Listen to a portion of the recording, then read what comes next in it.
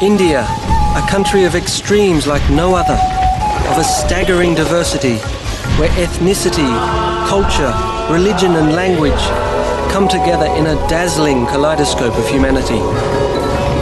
In its 7,000-year-old history, India has provided the world with its riches. However, India's invaluable contributions to science and technology have all too often been overlooked. They've become so much a part of our daily life that we've taken them for granted. India's ancient knowledge remains an untold story. Few know how profoundly India has shaped the modern world. That it was India that came up with the concept that fueled the global high-tech revolution. That it was India that helped nurture the roots of modern medicine. As it turns out, the key to scientific and technological innovations of the present, and it may be of the future, have long lain hidden in the untold story of what the ancient Indians knew.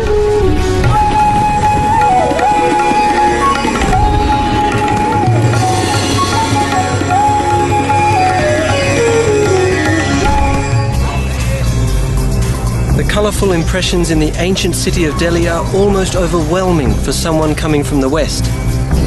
Exotic and totally foreign, they reflect a culture that has one foot in the past and the other solidly planted in the future. With poverty on one side, India has one of the fastest growing economies on the other. India is poised to lead the world into the future.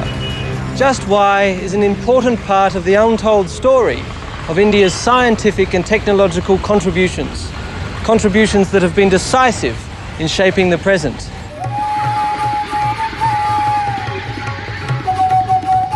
To look at one of the most astounding feats of India's past, I travelled to Jaipur, some 300 miles south of Delhi. Jaipur is famous for its legendary Pink Palace, but I was looking for a scientific treasure of magnificent scale. Here in Jaipur, the Hindu belief spurred an innovation of unprecedented precision. Much like in the modern Western world, the movements of the sun, the planets and the stars were believed to affect human life.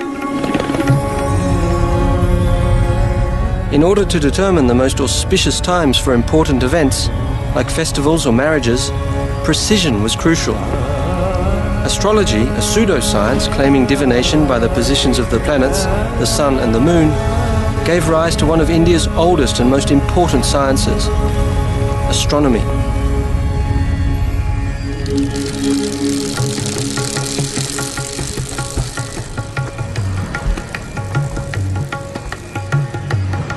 I'd heard and read about the Jantar Mantar, but nothing quite prepared me for this unique sight. The Jantar Mantar is one of 5 observatories built by Maharaja Jai Singh more than 300 years ago. What looks like a giant playground is in fact an architectural and astronomical marvel. Unlike the small metal tools the Europeans developed to read the stars, some of the 16 astronomical instruments built here out of stone, mortar and plaster are the biggest in the world. Prior to Jai Singh's time, astronomers relied on smaller instruments such as the astrolabe. The immense forms that Jai Singh built here and elsewhere in India are the only ones of their kind. Why is it that an instrument like this is so big? Resident astronomer Dr. S. Bhattacharya explained the importance of scale. Circumference and the large number of markings you can have on the circumference and really small angles you can measure through. And is that true of all of the instruments? They're all so big because that makes them all more accurate? Yes, exactly. Measurements can be really accurate. So the bigger it is, the greater the precision? Yes, exactly. The larger there is a circumference, then the smaller angular measures you can mark on these dials.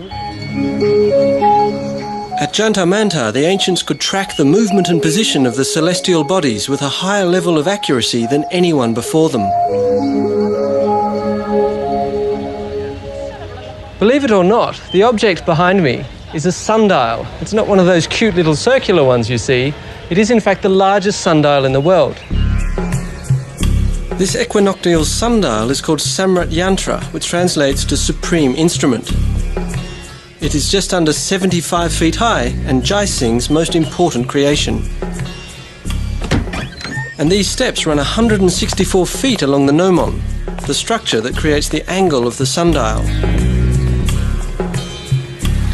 Jai Singh oriented the structure to the north. On an east-west line, he positioned the axis of a hemisphere to create two quadrants. Using geometry, he calculated the angle of the ramp at 27 degrees, equivalent to the latitude of Jaipur. So the ramp points exactly to the celestial North Pole. The shadow from the ramp falls onto the quadrant showing the local time, accurate to within seconds. So can you tell me how accurate is this sundial? Well, that's Dr. S. Bhattacharya, the assistant director of the nearby Birla Planetarium, explained Samrat Yantra's accuracy. Well, it measures, smallest measure of time is 2 seconds. Each of these is 2 seconds? Smallest ones are 2 seconds. But there are problems, of course, because sun is not a pinpoint source. The difference between the shadow and the light is not obvious. Okay. Your error can be more than 2 seconds. But still, that's pretty accurate. Pretty accurate. Every hour. This ancient Indian innovation was used around the world for hundreds of years. Jai Singh's Samrat Yantra was astonishing in that equinoxes and solstices could be determined down to the second. Both of these celestial events are rather important to astronomical or astrological systems around the world.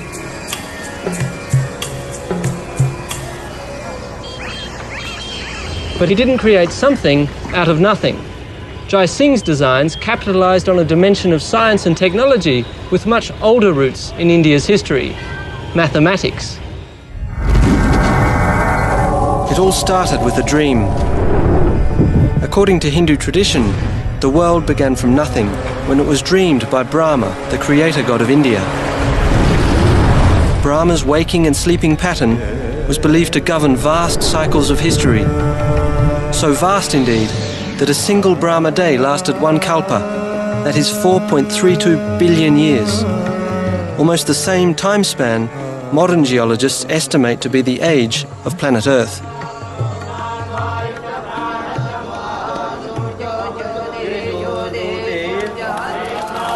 Ancient Hindu chants and writings contain calculations of these Brahma cycles, outlining Indian mathematical works back to the 4th century BC. Interestingly, the ancients used words to express numbers. The word arms was used as the number 2, since humans have 2 arms. But words didn't lend themselves for calculations, so around 10 BC, they were replaced by symbols. Prior to the Indians, the Babylonians had 2 symbols. This symbol signified 1, 60, and 3,600, and this symbol signified 10. Obviously, with only 2 symbols, the applications were limited. To write 6, it took 6 symbols. Even in the Roman system, it took 2 symbols. In the Indian system, however, it took only 1 symbol.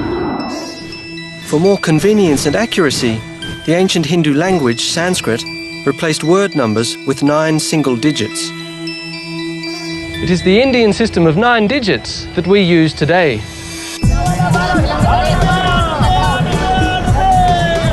Traders and merchants were looking for an easy way to count and calculate. So commerce became the motor for ancient Indian mathematics and a numeric system that invented this crucial digit. It's the last symbol of this ingenious system for which we remain forever indebted to the ancient Indian thinkers. 0.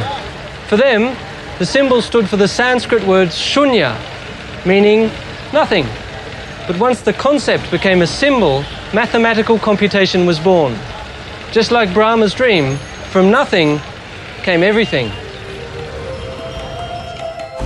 The impact of India's long history with the 0 can be felt across our high-tech world. No 0, no binary system, no computers. Without the concept of 0, modern mathematicians and physicists would all be out of a job. All of this, the computers, the software, would be impossible without the preeminent ancient Indian invention, one that's been called the equal of any single human achievement, right up there with mastering fire or the invention of the wheel, the invention of the concept of 0. Numbers have become so much a part of our daily lives that we forget where they came from. And if you ask most people about the origin of our numbers, they'll probably say they were Arabic, and that would be wrong. It's not difficult to see how this mistake occurred. Arab traders introduced the 10-digit system to the West around 900 AD. But even in their own records, Arab scholars refer to the Indian system. In all likelihood, the Arabs picked up the Indian way of counting in a marketplace, much like this one.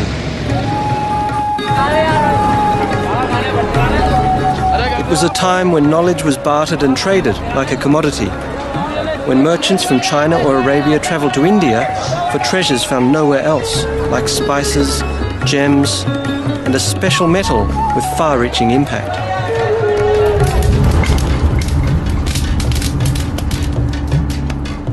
In search of the first advanced material in the ancient world, I travelled north to the foot of the Himalaya mountains to find clues to the legendary Wootz steel.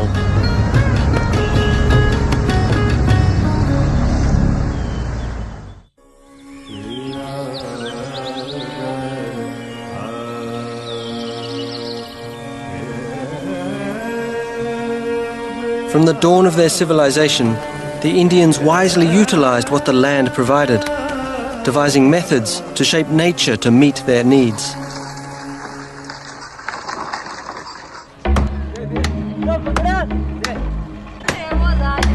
India's history of metalworking is documented in some of the oldest written records in the world. It is legendary. Yet only a few tantalizing clues to the source of that legend remain. Here, along the road to the Himalayas, I'd heard there were groups of itinerant workers who still retained one of the main skills of the ancient Indian metalcraft.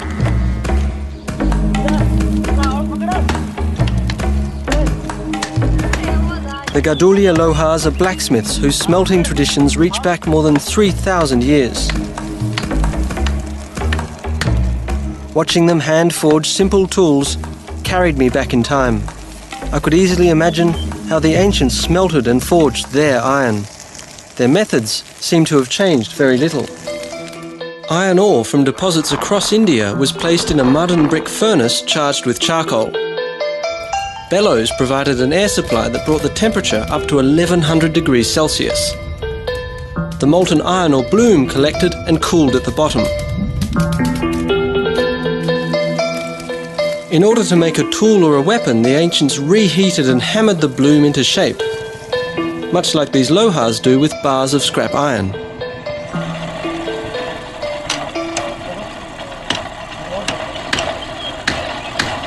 After a few whacks with the hammer, I came to appreciate the blacksmith's skills.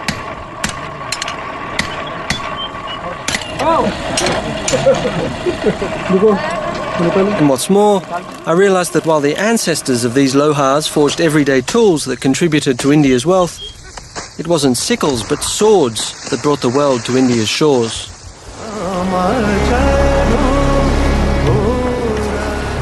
When in the 11th century AD, European crusaders felt the effect of Islamic swords in battle, their war stories launched the legend of the Damascus blade.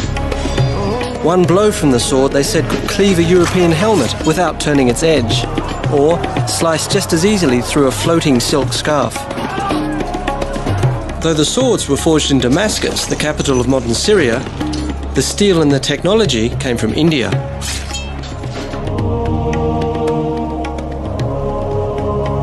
The Europeans took thousands of these fabled blades home, determined to uncover their secret. Yet, the formula remained a mystery for centuries.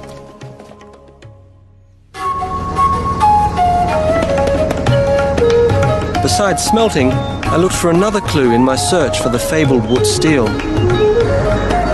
To learn more, I travelled north to the foot of the Himalaya mountains. Following in the footsteps of ancient traders, for whom no distance was too far to get their hands on the fabled Wootz, I was in good company. Even Alexander the Great had sought this ancient Indian treasure.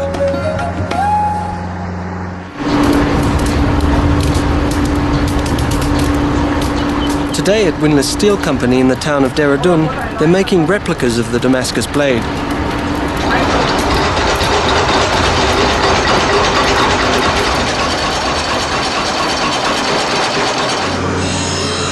Now, of course, they use modern tools, but the basic approach remains the same.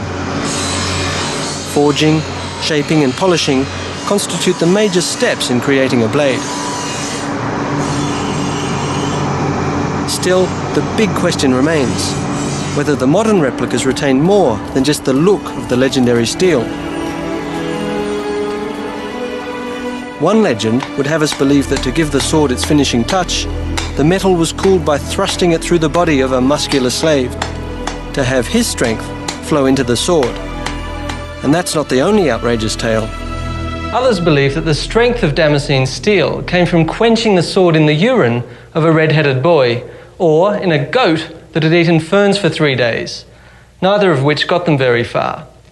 In the centuries after the Crusades, many sought to replicate the swords of Damascus, but most achieved only the appearance, not the properties. In fact, it took nearly till 1975 to unlock the secret of the Syrian sword, of Indian wood steel. The irony is, the most important legacy of the ancient Indian metalworkers was not the recipe of the steel, but a byproduct of the search for it. Over the centuries, many metallurgists came to believe the blade's secret lay in its unique surface pattern called water structure. The pattern, some suggested, indicated that carbon content was the key. And while that was true, all attempts to reproduce wood steel failed. And we have some latest equipments also. In a modern lab where they develop new steel products, I met Mr. S.K. Mahajan, a sheet metal expert. Okay, what changes with steel? He's benefiting from the search for the secret to wood There are steel. a lot of developments in automobile sector, white goods sector. Across Europe, and others researchers compared different metals under a microscope. They never found the secret to the magnificent metal, but what they did find was a lot of very useful information. So one byproduct of the search for wood steel was metallurgical microscopy. Discovered in 1822, it is still used today to evaluate the strength and purity of metals. This is what happens inside? This side, I'll show you the rolling mill. To see another byproduct of the search for wood steel, I took Mr. Mahajan up on an offer to inspect a rolling mill. This is one of the largest sheet metal producers in India. For centuries, metallurgists and blacksmiths tried mixing iron with everything from zinc to lead in an effort to replicate wood steel. Along the way, they took note of various new combinations and the interesting properties they had. In 1822, an English researcher by the name of Michael Faraday added chromium. He didn't get woods, but he did get a steel alloy which we could hardly live without. Stainless steel evolved from Faraday's inspired research. What would we do without it?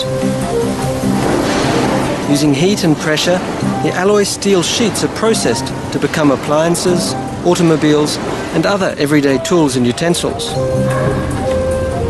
What makes stainless steel so desirable is that it doesn't rust, a property we easily take for granted. Today, steel alloys are the backbone of modern life, everywhere in the world. Owing a profound debt to the ancient Indians, we use them anywhere from airplanes to operating rooms. But besides wood steel, the ancient Indian metalworkers had more tricks up their sleeves.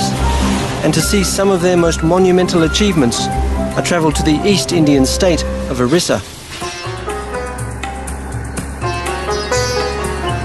Because it was here where in the 13th century AD, King Narasimhadeva commissioned a magnificent temple dedicated to the Hindu sun god Surya. Sun worship is one of the oldest forms of religion, not only in India.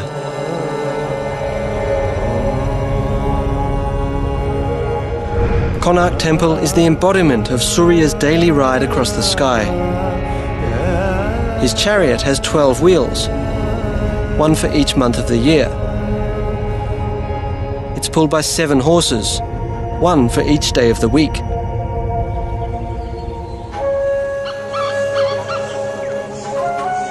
Konark Temple is one of India's most astounding sights.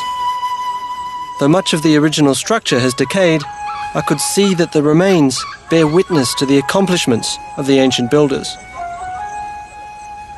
Researchers know a lot about how the temple was built because of the locals' deep attachment to it. The ancient Indian contractors kept detailed accounts of the construction on palm leaf manuscripts like this one. But some local families kept the original manuscripts, from which we have an astonishingly detailed record of the project, stretching back 1,000 years. Organised with mathematical precision, the manuscripts tell of a highly technical building process which was completed in only 12 years. Stone blocks were the principal building material. Ironworkers played an important role in this ancient construction technique. They were the ones to forge these interlocking clamps, designed to hold the stone blocks firmly in place.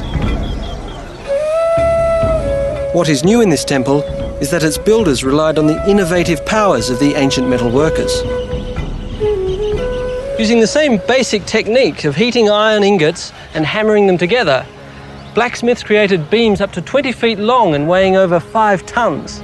You can see here where the individual ingots were joined together. In so doing, the ancient blacksmiths created the first beams used in construction, a remarkable application of a simple technology. Though there's evidence that other cultures used metal to join sections of stone, the ancient Indians were the first to incorporate long metal beams as structural components. This is an impressive piece of engineering. Hand-forged iron girders support massive stone lintels to form the supporting structure of the building. During early explorations of the site, more than 20 girders were found throughout the temple. Now, given that each of these girders weighs around 10,000 pounds, and the stone lintel probably just as much, it's truly amazing that the workers could lift such a massive weight. The mystery was solved when researchers analysed the palm leaf manuscripts.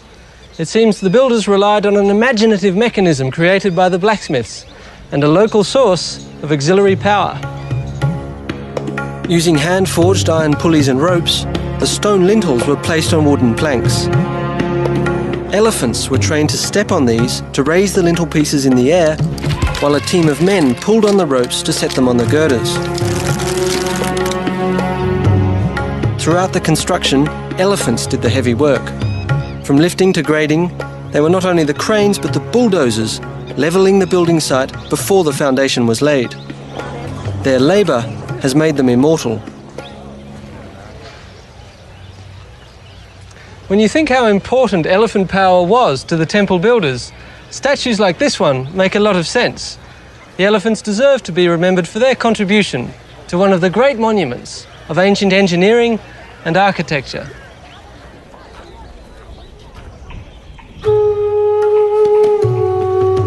While temples like Konark rise to the skies as monuments to the innovative power and riches of ancient India, other extraordinary structures were built in the opposite direction.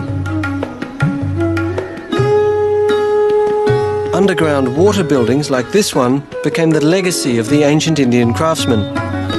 They were the lifesavers in the ancients' never-ending struggle against flood and drought.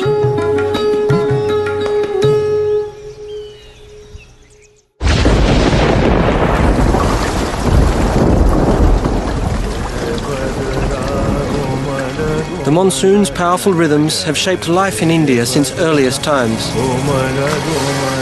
Today, they continue to do so. 90% of India's rain falls during a 3-month downpour. The deluge saturates wetlands and swells the sacred rivers, which Hindus view as goddesses, brought to earth to help humanity.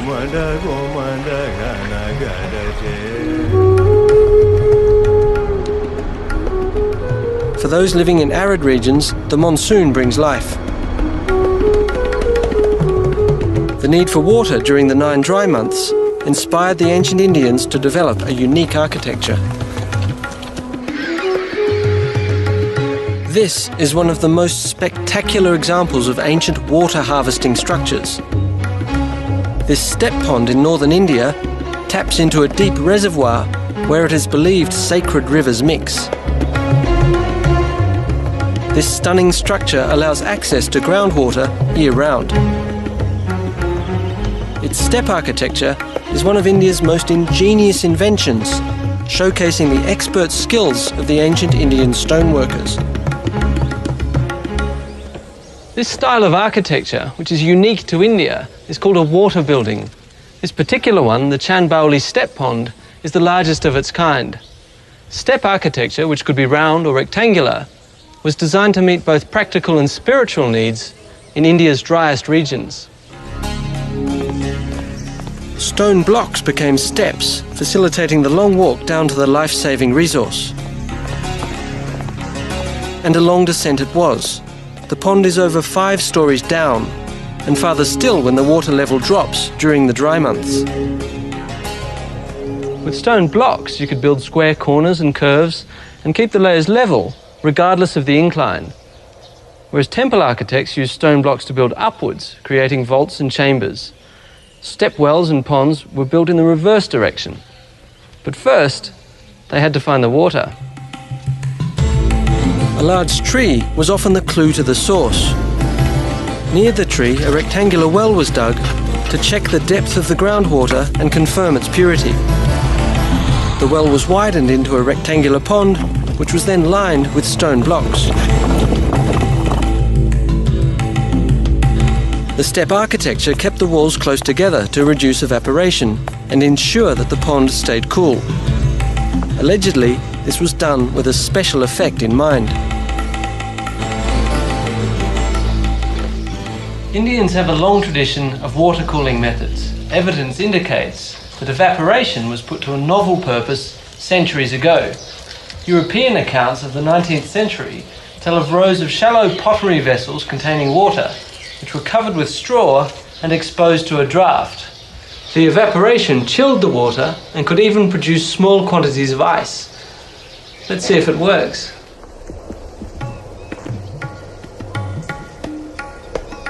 I waited only a few minutes, and while I didn't expect to see any ice, the thermometer told me it really works.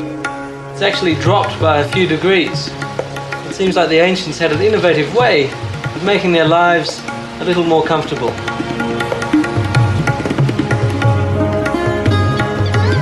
Dating back 1,000 years, water buildings like these show the advancement of ancient Indian science and technology. And what's more, the water harvesting techniques that sustained them for centuries are now inspiring modern applications.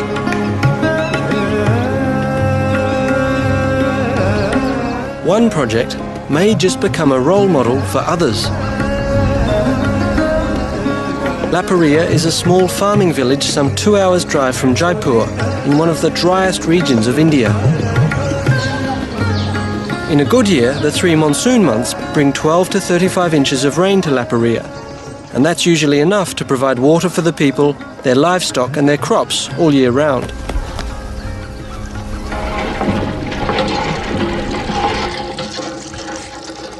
However, the monsoon is, well, the monsoon. In some years it brings 35 inches of rain, in other years only 5. With the population of the area increasing, water shortages become a serious problem. In 1982, a water management crisis inspired a local visionary. He tackled the problem using an ancient yet innovative approach.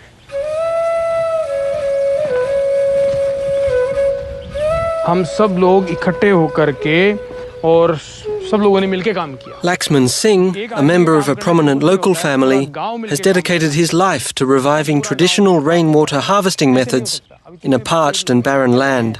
तालाब बने हैं, सारे लोग निठल्ले ना बने, कम से कम. Mr. Singh explained that before he took up this cause, most modern approaches had failed because they were foreign to the villagers.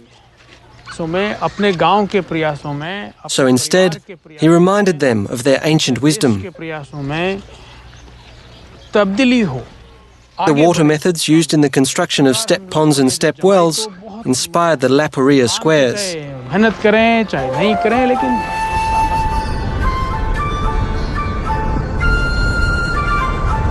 Based on an ancient technique, the starting point is a gentle slope in the landscape. A large patch of the slope is divided into rectangular units of approximately 200 by 400 feet. Each unit is enclosed by dikes along the three sides that lie towards the lower part of the gradient. They're called chaukas, meaning squares. This zigzag pattern on the land allows rainwater to enter the square and fill it up. Excess flows into the next square and then onto the next. Runoff flows into a storage pond or tank. Collected water percolates through a soil filter into the groundwater, which is pumped up through the village wells. As Mr. Singh explained the process in more detail, I realised that this low-tech, high-intelligence irrigation strategy manages a limited water supply most efficiently. In fact, Laxman Singh's approach was producing more drinking water as well as sufficient water for their pastures and farmlands.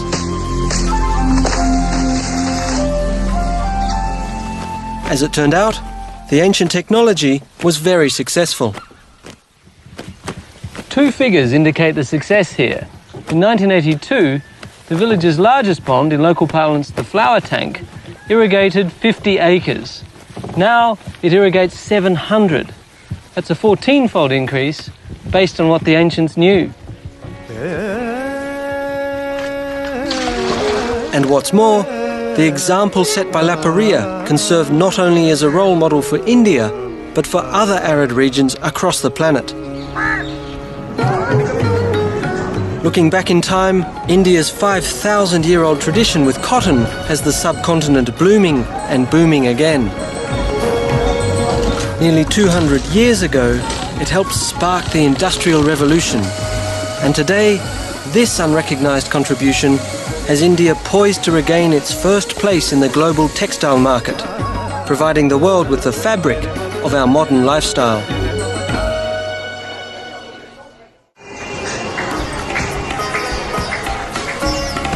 This is the Chandi Chowk Bazaar in Old Delhi. For thousands of years, traders came here to find something only India could offer. A fabric so versatile that when its virtues, soft, fine and airy, were revealed, the demand fueled an economic surge that changed the world.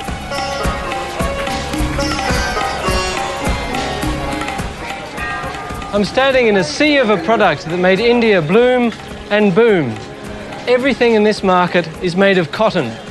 Deep within these colourful fibres is another untold story of India's contribution to our technological past.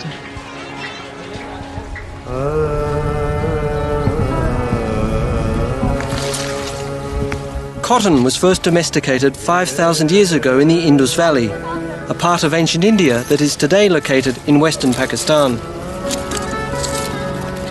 Each fibrous bloom is called a bol, which contains many tiny seeds. Rich in vitamins and oil, ancient farmers fed the seeds to their livestock long before the true treasure of the plant was discovered.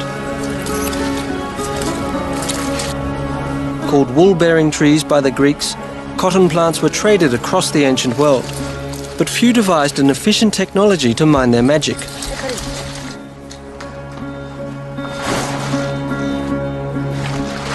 Cotton seeds are extremely difficult to extract, especially when ginned by hand. But the ancient Indians had already invented a more efficient mechanical device millennia ago.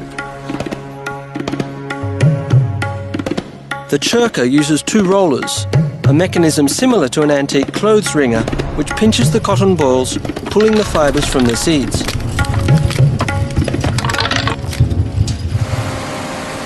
Modern ginning machines borrow the principle from the ancient churka, which was the standard ginning tool for nearly 4,000 years. When in the 18th century the Europeans tried to mass-produce Indian-quality cotton cheaply, something unforeseen happened. European inventors stimulated the Industrial Revolution, launching the Age of Machines. And although machines were able to replicate most of the legendary Indian process, one crucial manual step was never duplicated by a machine.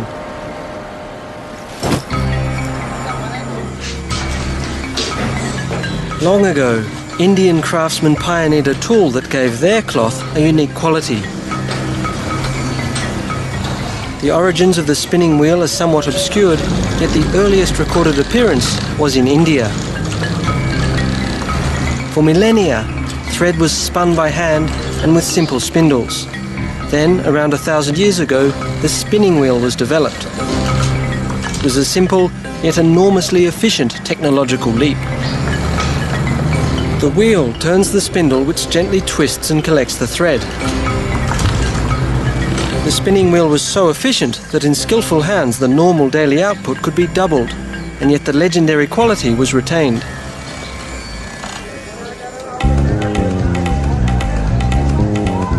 Heavy industry may never be able to replicate the softness and quality of thread the spinning wheel produces. Indian fabric made in the traditional way is treasured today in much the same way it was revered by the ancient traders. Yet when spinning was industrialized, it changed the way we live. This mass-produced, easy-to-care-for material, which though not as soft as hand-spun fabric, could now be shared around the world. Today, cotton is the pivot point of a modern lifestyle. Without cotton, none of us would have t-shirts or wear our favourite pants. Blue jeans! You wouldn't think it, but 40% of our clothing contains cotton. With centuries of deeply rooted experience, India is once again poised to become the world's leading supplier of this ancient material. Into the production area. Thank Please. you. Thank you. In this vast modern processing plant in Alwar, 2 hours drive southwest of Delhi, Prerna Syntex processes 800 tons of cotton per day. A far cry from what a farmer could produce with a churka.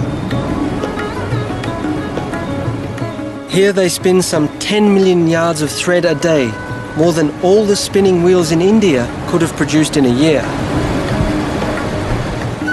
The technology that is likely to have originated in India hundreds of years ago is now re-imported from Germany, Japan and Switzerland by way of these modern machines, with the processes becoming ever more efficient.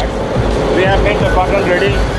I came to realize how much ancient knowledge contributed to the importance of the marketplace, where not only goods but ideas have been bartered, exchanged and spread around the world.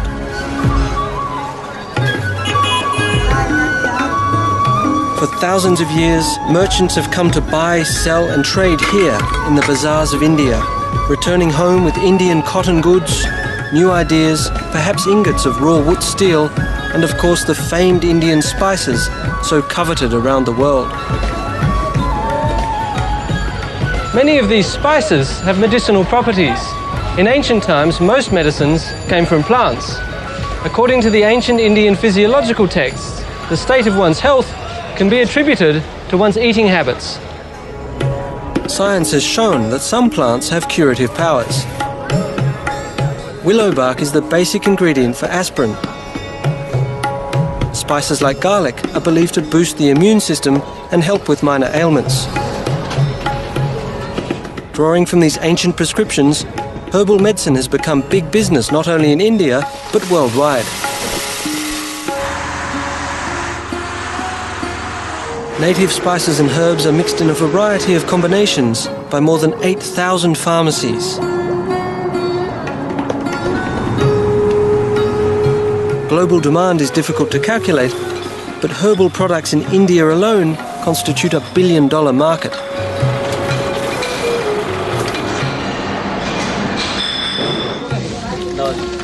Herbal medicines are distributed in more than 20,000 dispensaries nationwide.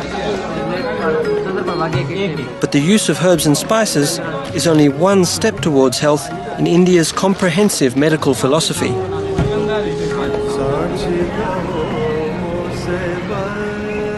Near the sacred Ganges River at the Kripalu Bagh Ashram, I found the ancient Indian healing practices still very much alive. This ashram houses an Ayurvedic clinic that treats hundreds of patients a day. Ayurveda in Sanskrit means the science of life, which defines health as total well-being. A medical diagnosis therefore does not only focus on the immediate symptom, but on the patient's relationship with food and herbs, the weather and the seasons, and even his or her personal relationships. Ayurveda was the first system of medicine to appear in the world.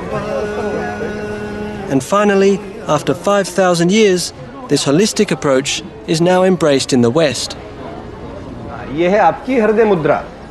Yoga, which is one of the most important aspects of Ayurveda, has become very popular.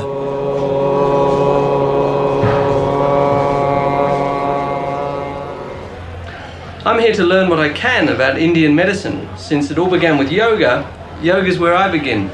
Let's see what they can teach me. I joined the class at a crucial point. They were just getting ready for a breathing lesson. Ancient yoga principles emphasize the importance of deep breathing and muscle control. Recent findings indicate that yoga boosts the cardiovascular system and relieves anxiety.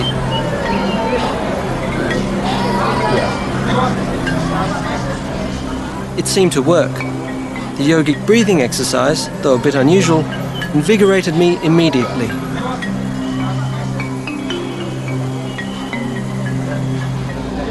Well, it may look simple, but I've just learned that breathing, which is one of the foundations of yoga, is a complicated business. I have a lot to learn. Hepatitis B को मैंने ठीक किया, इसे मैं मानता हूँ. Yoga master Ramdev Ji took the time to tell me more. As a medical technique, yoga's goals are to restore the flow of vital energy around the body, to treat a variety of illnesses. और इससे हमारे heart के blockage से लेकर के cancer. These old-school methods have recently had to withstand our Western benchmarks of science. Yogi Ramdev Ji thought a demonstration would best make the point. Postures and stretching appear to increase circulation to the limbs.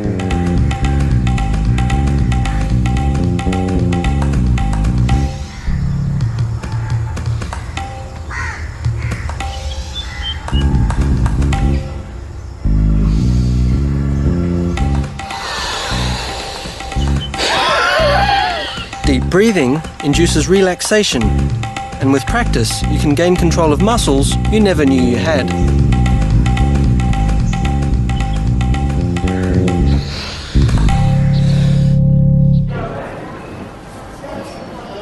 While yoga has reportedly helped patients suffering from afflictions like asthma and arthritis, the long lines of people at this clinic were clearly hoping that Ayurveda could do much more. I couldn't think of a better way to learn about Ayurveda than to become a patient of an Ayurvedic doctor. So I scheduled an appointment with Dr. Gaval.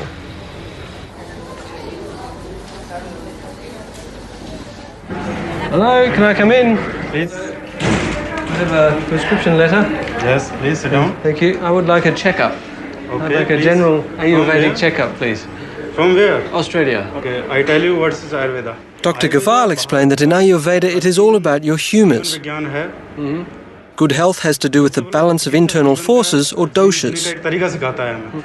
But to begin with, Dr. Gaval started like any Western doctor would. Chest, okay. He listened to my heart and lungs. Yes, yes, yes. Okay, ठीक. Okay. Then he switched to Ayurveda. First of all, I see your nails. It's good. He examined the colour and texture of my fingernails and eyes, which could indicate a dosha imbalance. Just like I have. The pulse examination was the clincher. My nose. Since 13th century Vedic texts, pulse examination is one of the oldest forms of medical diagnosis. Pitta and cough. Each of the three internal forces or doshas pulses through the radial artery. Dr. Gaval's index finger read Vaya, which stands for air and ether. His middle finger picked up Pitta, that is fire and water, and Kapha, earth and water, registered on his ring finger. Then your nadi is completely fit now. Thank you. Okay. ठीक है? You are totally fit. Oh, I'm glad to hear. Once he had pronounced that my doshas were in balance and that I was in good health, Dr. Gaval taught me some of Ayurveda's little-known accomplishments. शरीर में सम है. It was amazing to learn that hundreds of years before European medicine, Ayurvedic doctors had already developed a remarkable range of specialties. They included psychiatry, pediatrics, ophthalmology, toxicology, gynecology, and surprisingly, surgery. As it turns out, The ancient Indians had designed surgical instruments and developed unprecedented operating techniques centuries ago. Recently, one of their ancient techniques, which was once used to repair a punishment for adultery, has become rather popular. Leaving a single line. Throughout India's history, even medicine has taken its twists and turns. Tracking the legacy of the ancient Ayurvedic surgeons led me to one of Delhi's largest hospitals. I had arranged a meeting with Dr. Lokesh Kumar, a plastic surgeon. Familiar with Indian medical history, he assured me that one ancient Indian invention in particular was making a lot of people very happy today. In ancient times, the standard punishment for adultery was removal of the nose. This gave ancient surgeons plenty of opportunities to practice rhinoplasty, or, as it's more commonly known today, a nose job.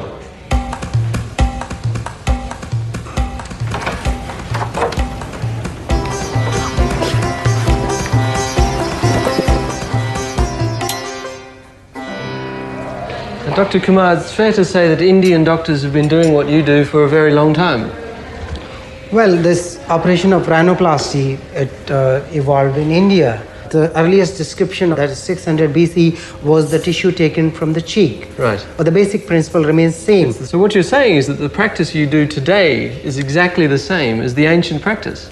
That's right, because the reconstructive rhinoplasty has been practiced for ages. We mark it. Except for a slightly different measuring technique, little has changed in the procedure invented by the ancient Indian surgeons. For making the nose.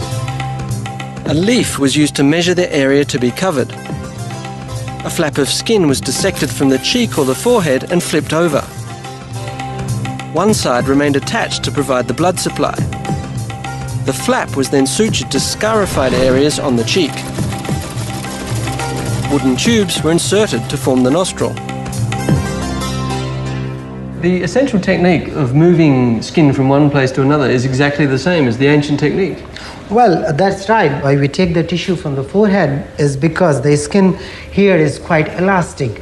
And when we have taken sufficient skin from the forehead, we can actually mobilize the skin to close the defect. So you can get a new nose and clean up the wrinkles on your forehead all at the same time. Well, that's right. You get the forehead wrinkles removed as a bonus. I wouldn't mind a bit of that. What most impressed me about my visit to Dr. Kumar's was the sheer antiquity of plastic surgery. For centuries, this ancient Indian idea has been a true blessing for those who desperately needed it, and for those who are merely looking for a little improvement.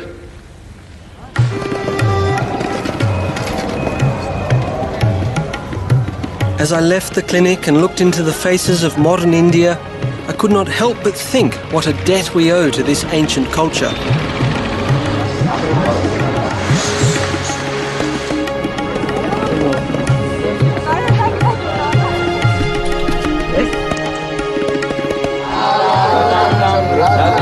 From mathematics to architecture, what we wear to what we eat, our lives have been shaped by an ancient wisdom. For 7,000 years, India has provided the world with its riches.